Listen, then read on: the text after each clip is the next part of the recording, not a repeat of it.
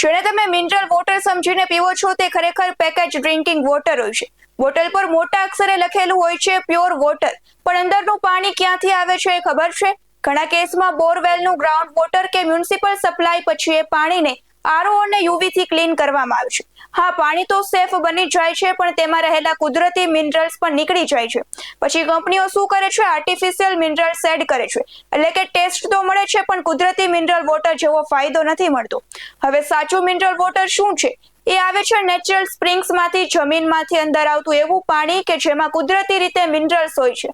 કોઈ ખાસ કેમિકલ ટ્રીટમેન્ટની જરૂર નથી પડતી, એટલે જ તેનું ટેસ્ટ અલગ હોય છે અને શરીરને કુદરતી રીતે મિનરલ્સ પણ આપે છે। અને સૌથી મોટો સવાલ તો હજી બાકી છે, આ પ્લાસ્ટિક બોટલ્સમાંથી રોજ પીતા પાણી સાથે ધીમે ધીમે ટોક્સિક કેમિકલ્સ પણ શરીરમાં જઈ શકે છે। ગરમીમાં બોટલ ગરમ થાય તો પ્લાસ્ટિકમાંથી માઇક્રોપ્લાસ્ટિક અને કેમિકલ પાણીમાં મિક્સ થઈ શકે છે, અને ઘણા રિસર્ચ પ્રમાણે આ વસ્તુ લાંબા ગાળે હેલ્થ માટે ખતરનાક બની શકે છે। એટલે હવે પછી બોટલ ખરીદતા પહેલા એકવાર લેબલ જરૂર વાંચજો, મિનરલ વોટર છે કે ફક્ત પેકેજ ડ્રિંકિંગ વોટર।